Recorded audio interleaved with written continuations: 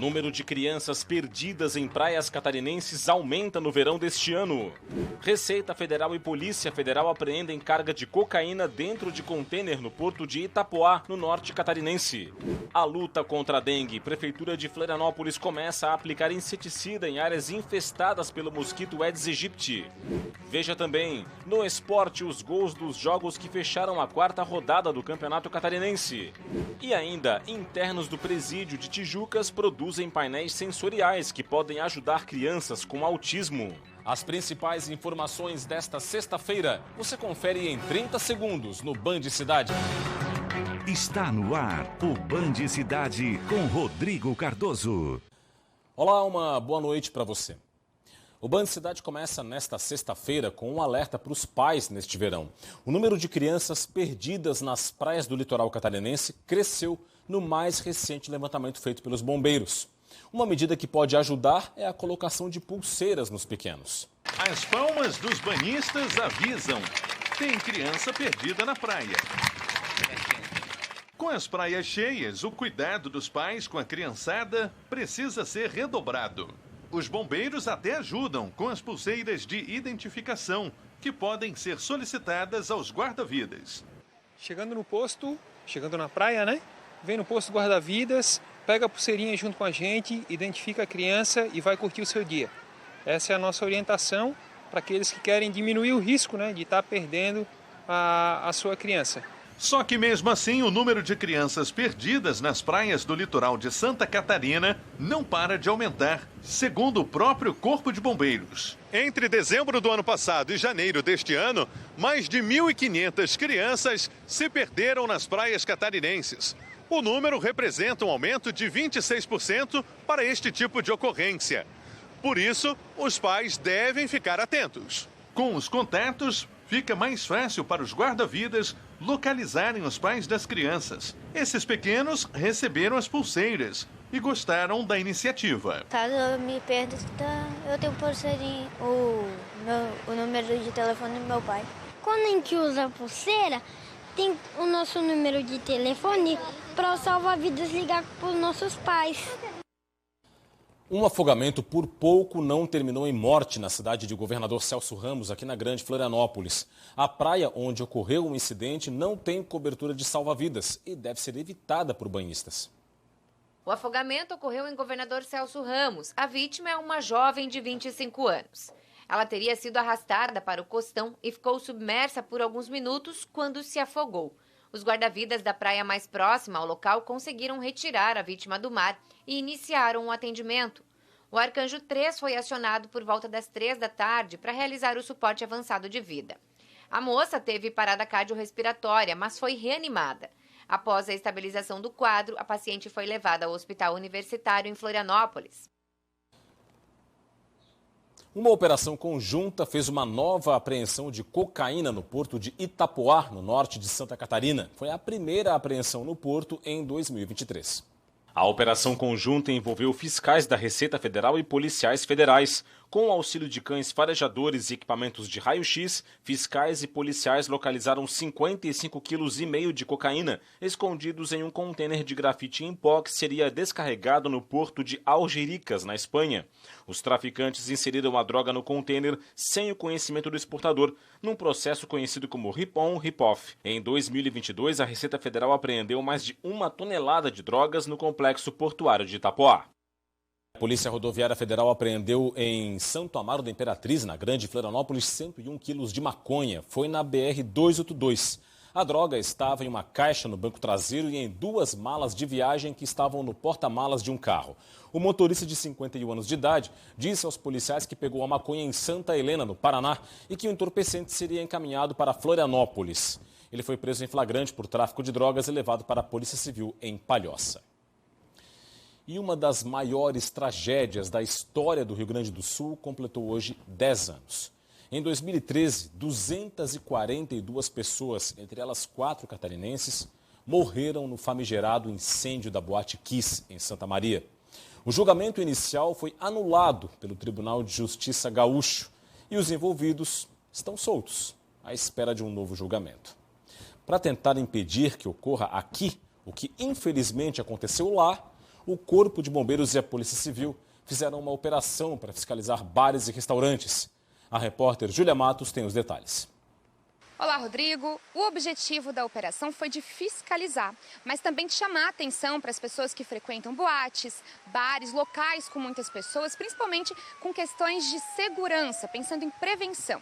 A fiscalização ocorreu ontem à noite, olha só. Geralmente a gente olha os extintores, a saída de emergência, a sinalização de abandono de local, se as placas estão indicando o local certo, a iluminação de emergência, caso a luz apague, se ela vai iluminar o caminho que temos que sair, e também o material de acabamento. Se algum desses estabelecimentos tiver alguma irregularidade, ou será feito um auto de infração no local, ou até mesmo a interdição do estabelecimento. É importante, né, Rodrigo, falar para o pessoal de casa, procurar sempre locais que tenham os alvarás do Corpo de Bombeiros. Volto com você. Obrigado, Júlia. Logo mais, depois do Band Cidade, tem o Jornal da Band. A Paloma Totti traz os destaques desta sexta-feira. Confira. Sextou e daqui a pouco tem Jornal da Band. Aqui estão os destaques para vocês do jornal de hoje. 10 anos do incêndio na Boate Kiss. Vigília contra a impunidade e por um novo julgamento dos acusados. Neymar é intimado a depor em investigação sobre lavagem de dinheiro com joias. Os 100 anos do mestre do cavaquinho, o compositor brasileiro Valdir Azevedo. Essa reportagem especial e muito mais daqui a pouco, 7h20. A gente te espera. A seguir, a gente fala dos casos de dengue em Florianópolis. Tem também a previsão do tempo para o fim de semana em todo o estado. E ainda, melhora a balneabilidade nas praias catarinenses. Detalhes logo após o intervalo. Fique com a gente. De volta com o Band Cidade. Em janeiro, Santa Catarina investigou mais de 1.000 casos suspeitos de dengue. A capital do estado, Florianópolis, segue como a cidade com o maior número de casos confirmados. O controle de zoonoses começou hoje a aplicar inseticida nos bairros mais afetados. Henrique é morador do bairro Santa Mônica, em Florianópolis, e durante o verão intensifica os cuidados contra a dengue. A gente acaba tirando a água parada das partes do jardim e não deixando, né? A gente tinha uma piscina antigamente, a gente acabou tampando ela por causa da preocupação mesmo, né, concretando a piscina por causa da preocupação do mosquito da dengue. Dona Maria também se preocupa com a família. Estou sempre monitorando a minha casa, olhando as plantas que tem, aquelas bromélias, né, que eu tiro. A preocupação dos moradores quanto à proliferação do mosquito Aedes aegypti deve acontecer em todo o estado, já que mais de 3.700 focos do mosquito foram registrados nas 3 primeiras semanas de janeiro e 37 casos da doença foram confirmados, algumas contraídas dentro do estado. 11 delas em Florianópolis, o que coloca o município em situação de alerta, já que é a cidade com maior número de casos entre os municípios infestados. O controle de zoonoses já começou as ações de prevenção nos bairros. Nós temos observado que tem tido um aumento de aproximadamente 30% dos focos em relação ao ano passado aqui no município. Então, nós tínhamos no município, ano passado, cerca de 400 focos e agora nós já estamos com mais de 600 em 27 dias do ano de 2023. Ainda estava escuro quando os agentes de zoonose começaram os trabalhos na capital. A ideia é aplicar inseticida para o controle de fêmeas adultas de Aedes aegypti em regiões infestadas pelo mosquito vetor e com casos confirmados de dengue. A estação do ano e o clima chuvoso também interferem na proliferação do mosquito. Os cuidados no verão devem ser intensificados. Nós estamos numa época do ano em que há muitas chuvas esporádicas e também a temperatura está alta, né? Então temos maiores temperaturas e sempre água disponível para o mosquito. E isso é o nosso grande problema. O governador Jorginho Melo participou hoje da reunião dos governadores com o presidente da República, Luiz Inácio Lula da Silva, em Brasília. Jorginho apresentou os pleitos do estado para o governo federal. Jorginho Melo participou da reunião e apresentou as demandas do estado para aliviar o rombo de quase 3 bilhões de reais no caixa do estado. Santa Catarina quer que o governo federal desconte da dívida do estado com a União os 465 milhões de reais em recursos estaduais que foram injetados nas obras de rodovias federais. O governador também quer uma forma de compensar as perdas com a queda na arrecadação do ICMS. Jorginho Melo pediu ainda prioridade para a conclusão das obras nas BRs catarinenses e avanços no processo de federalização da Universidade de Blumenau, a FURB. O governador também esteve no Supremo Tribunal Federal, que vai julgar uma ação catarinense relacionada ao marco temporal da demarcação de terras indígenas. Enquanto isso, o secretário estadual da Fazenda participou hoje de uma reunião com a diretoria da Federação das Indústrias do Estado aqui em Florianópolis. Cleverson Sievert falou sobre a situação da economia do Estado e principalmente sobre benefícios fiscais. Participaram da reunião os secretários estaduais da Casa Civil, da Infraestrutura, da Ciência e Tecnologia, além do Procurador-Geral do Estado e dos presidentes do Instituto do Meio Ambiente e da FAPESC. O secretário estadual da Fazenda deu detalhes do programa de ajuste fiscal anunciado pelo governo do estado para cobrir o déficit de 2 bilhões e 800 milhões de reais nas contas públicas previsto para este ano. Cleverson Sievert também falou sobre os benefícios fiscais e disse que os incentivos são fatores que melhoram a competitividade da economia estadual. O secretário garantiu que a revisão dos benefícios vai ser discutida com o setor produtivo. E está marcada para o próximo dia 27 de fevereiro a eleição para presidente da Federação Catarinense de Municípios, a FECAM. A data original prevista no estatuto da entidade seria no próximo dia 30 de janeiro, segunda-feira agora. O problema é que as duas chapas inscritas, uma liderada pela prefeita de Vargem, Milena Anderson Lopes Becker, e a outra liderada pelo prefeito de Penha, Aquiles Tinarer da Costa, as duas foram impugnadas. A impugnação, inclusive, foi mantida pela Comissão Eleitoral da entidade. O novo prazo para a inscrição de chapas é até o dia 14 de fevereiro. E a balneabilidade nas praias catarinenses apresentou melhoras, segundo o relatório divulgado hoje pelo Instituto do Meio Ambiente, o IMA. O levantamento apontou que dos 237 pontos pesquisados, 140 estão próprios para banho, o equivalente a 59,07%. O estudo anterior apontava 123 pontos próprios. 4 pontos passaram de próprios para impróprios e 17 pontos antes inadequados para banho foram considerados balneáveis. Na capital, o relatório apontou que, dos 87 pontos analisados, 50 estão adequados para os banhistas. Equipes do Instituto do Meio Ambiente trabalham para definir o cronograma de coletas, já com a inclusão da segunda coleta semanal, em 82 pontos das cidades de Florianópolis, Balneário Camboriú, Bombinhas, Navegantes, Penha, Balneário Pissarras, Porto Belo, Itapema e Itajaí. Em Balneário Camboriú, a segunda coleta vai ser realizada nos 10 pontos da Praia Central. Em Florianópolis, somente nas praias de Ingleses, Canasvieiras e Jurerê. Nos demais municípios, a coleta extra vai ser feita nos pontos fixos já monitorados. E o fim de semana vai ser marcado pelo forte calor e também pela chance de chuva com temporais e até queda de granizo. Detalhes agora para o sábado e o domingo na previsão do Band Cidade.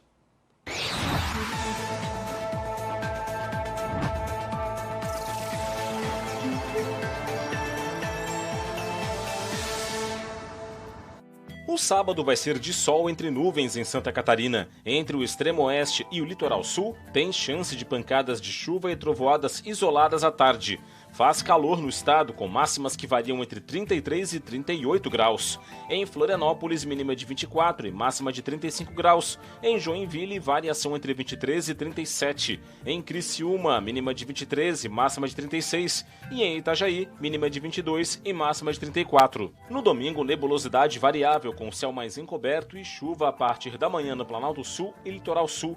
Essa condição, provocada por uma área de baixa pressão chamada cavado, chega às demais regiões a partir da tarde. Entre o extremo oeste e a serra e também no Vale do Itajaí, tem risco de temporais localizados com queda de granizo. O calor diminui um pouco no estado, mas permanece a sensação de ar abafado. Na capital, mínima de 23 e máxima de 31 graus. Em Blumenau, variação entre 20 e 31. Em Lages, 16 de mínima e 26 de máxima. E em Chapecó, mínima de 22 e máxima de 32 graus. 7 horas e 7 minutos, 7 e 7. Você confere agora os destaques do portal tvbv.com.br. Acesse e confira, fique muito bem informado. Principal destaque vai para Santa Catarina, que registra aumento nos casos de crianças perdidas nas praias. Você viu esse assunto agora há pouco aqui no Band Cidade. Tem também informações do Oeste. Chapecó instala portas com detectores de metais em 5 escolas da cidade. Florianópolis deve aumentar o número de casas com sistemas de esgoto regularizados. Também é reportagem do portal. Itajaí realiza leilão de veículos e outros bens. Saiba como participar, também é destaque no tvbv.com.br. Tem aqui, Boate Kiss, conheça as mudanças na prevenção de incêndios após a tragédia lá em Santa Maria. Mais para baixo, a gente tem aqui, polícia conclui investigação contra criminosos que torturaram e amputaram dedos de inimigo. E um detalhe do esporte Fórmula 1, Max Verstappen instala simulador de corrida virtual em jato particular, vejam só. Tudo isso e muito mais, tem também as colunas do Paulo Chagas e do Robson Rexigel, muitas informações, tudo você confere em tvbv.com.br. Acesse, aponte a câmera do seu smartphone para o QR Code que está na sua tela e fique, claro, muito bem informado. A seguir tem as notícias do esporte de hoje e você vai conhecer um projeto que ajuda a ressocializar internos no presídio de Tijucas e que pode beneficiar crianças com autismo. Os detalhes no próximo bloco, eu volto já já. Estamos de volta com o Band Cidade. Chegou agora há pouco a informação de uma troca de tiros entre policiais e um bandido em Cocal do Sul, cidade do sul catarinense. Nessa troca de tiros, o bandido acabou morto pelos policiais. E vale ressaltar que este criminoso já estava sendo monitorado pela polícia e estava envolvido na morte do delegado aposentado da Polícia Civil de Criciúma, José Tadeu Vargas dos Santos, de 66 anos de idade, ele que foi assassinado a tiros no dia 7 de janeiro de 2023, no começo desse ano, na cidade de Criciúma, no sul de Santa Catarina. Informação que acabou de chegar aqui para a produção do Band Cidade. E agora por aqui, você confere as informações do esporte.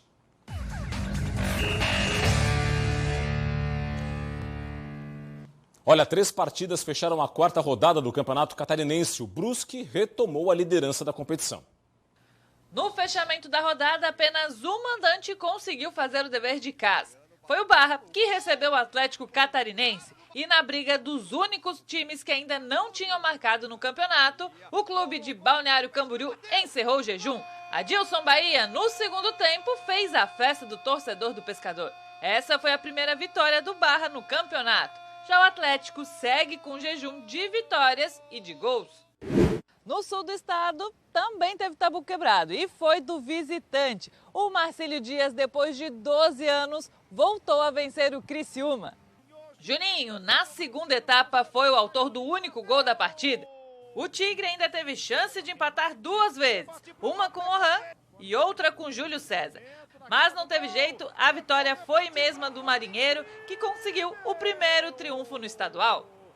E o Joinville não conseguiu superar o Brusque, perdeu a invencibilidade no Catarinense mesmo jogando na arena. E assim como nas outras partidas, o gol também saiu no segundo tempo. Olávio, o artilheiro do campeonato, marcou o gol da vitória e devolveu a liderança do estadual para o Bruscão. E o resultado fez o Joinville cair para a zona de rebaixamento. E também causou os desligamentos do técnico Júlio César Nunes, do auxiliar Vinícius da Silva e do preparador físico Bruno da Costa.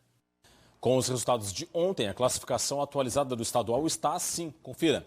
O Brusque reassumiu a liderança isolada com 10 pontos. O Hercílio Luz é o segundo colocado com 9. A Chapecoense vem na terceira posição com 7 pontos, seguida pelo quarto colocado, o Avaí, com 7. O Criciúma é o quinto com 5, mesma pontuação do Figueirense, que é o sexto colocado. A página já virou, para você ver que o Camboriú é o 7º com 5 pontos. O Marcílio Dias vem na 8ª posição com 3. O Barra é o 9º com 4, seguido pelo Concórdia, 10º colocado também com 4. Joinville vice-lanterna com 3 pontos somados. E o Atlético Catarinense fecha a tabela na lanterna com apenas um pontinho somado. A Prefeitura de Palhoça entregou ontem mais 60 óculos do programa Melhor Idade com Visão. A iniciativa oferece óculos para idosos de baixa renda. Dona Ida Kissner vai começar a enxergar o mundo de outro jeito depois de receber os óculos nesta quinta-feira. Ela e outros 58 aposentados de Palhoça foram contemplados pelo programa Melhor Idade com Visão, que consiste em diagnosticar a necessidade e entregar os óculos totalmente de graça a idosos cadastrados no CadÚnico do município. O programa já entregou mais de 2.000 óculos e é uma das bandeiras da gestão municipal. Os idosos que hoje receberam um óculos de grau gratuitamente, elas iniciaram através do CRAS, né? As pessoas devem procurar o CRAS, quem é acima de 60 anos. No CRAS é feito todo o acolhimento, trabalha-se o teste de triagem e, necessitando, vai para o teste oftalmológico. Então, esses idosos que hoje receberam, fizeram todo esse caminho, foram atendidos no nosso consultório e saíram daqui hoje, com a liberdade de ter um óculos de grau, com a garantia de ter qualidade de vida e também aliviando o bolso. né, tendo toda uma tranquilidade de que a gente sabe que um óculos é algo que muitas vezes custa muito dinheiro, e para pessoas que muitas vezes estão aposentadas com um salário mínimo, a gente sabe que a dificuldade financeira para adquirir um óculos faz com que ele acabe atrasando essa necessidade. Agora você vai conhecer um projeto que tem colaborado na ressocialização de internos de um presídio aqui na Grande Florianópolis, em Tijucas, e que ao mesmo tempo pode ajudar crianças com autismo. É a fabricação dos chamados painéis sensoriais. O repórter Ronaldo Penido foi até lá conferir. Este detento, que não quis se identificar, cumpre pena por tráfico de drogas no Presídio Regional de Tijucas. E ele já descobriu uma nova habilidade, a marcenaria. O rapaz participa de um projeto que desenvolve uma espécie de painel sensorial, utilizado para a educação de crianças autistas. E ele está orgulhoso em ajudar a quem precisa. Só o fato da ocupação, né, já é legal. O fato da gente saber que está ajudando também crianças que necessitam e coisa, é outro fato também importante, é legal também. Tem o fato da remissão da pena, legal também, não tem? Então, assim, toda essa sequência assim, de trabalho e coisa, né, ajuda a gente no dia a dia, não tem? A ideia do painel sensorial foi uma sugestão do diretor da unidade, que descobriu em uma consulta para a filha a importância do painel sensorial para o desenvolvimento dos autistas. O painel é feito de objetos comuns, mas que estimulam o desenvolvimento da motricidade e dos sentidos. Eu vi que era um instrumento importante para o desenvolvimento da criança, mas que algumas famílias de baixa renda que também tinham crianças autistas não tinham acesso a ele. Então a gente trouxe, mostrei, e os presos falaram, não, pode deixar que a gente confecciona isso. Então a gente começou a confeccionar. O objetivo é se aproximar do Sistema Único de Saúde, ver as crianças que são atendidas, os pais de baixa renda, e começar a fazer para doação, fazer em larga escala para doação para essas famílias. Cerca de 300 detentos cumprem pena no Presídio Regional de Tijucas. Aqui, eles participam de inúmeros projetos socioeducativos, voltados para a ressocialização na sociedade. Além desta iniciativa, também são realizados outros projetos que estimulam o trabalho dos presos. Os projetos, eles surgiram assim, de uma ânsia assim, de ter muito material que dava para reciclar de alguma forma. Só que eram pedaços pequenos de soft, que no inverno a fábrica trabalha bastante com cobertores, com roupão, né, aquele roupão de banho. Então, trabalha bastante com a questão de soft. Os trabalhos realizados no presídio de Tijucas já dão frutos. Além de trabalhar, muitos detentos também estudam. E alguns estão perto de se formar em uma faculdade. A gente quer preparar o preso para voltar para a sociedade, para que ele não retorne. A nossa última saída temporária de final de ano, todos os presos retornaram, porque eles vêm aqui no Presídio Tijucas como uma possibilidade de se reinserir. Então nós temos hoje, o que é importante falar, 23 pessoas no nível superior aqui no Presídio Tijucas.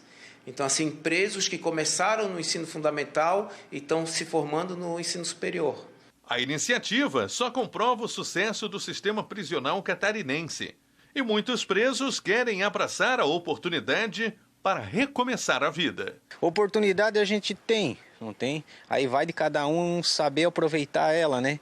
Porque até o fato de tu estar fazendo um quadro para ajudar uma criança, uma coisa, né? Já é um aprendizado que a gente vai aprendendo a mexer com ferramenta, aprendendo a trabalhar, né? Então isso tudo é importante para a gente, não tem? E é isso, ficamos por aqui com o Band Cidade. Vem aí o Jornal da Band, reportagens no nosso portal tvbv.com.br. Acesse e confira. Para você, um ótimo fim de semana. A gente fica por aqui, vem aí então o Jornal da Band. Forte abraço, muito obrigado pela audiência ao longo de toda a semana e até segunda-feira. Tchau, tchau.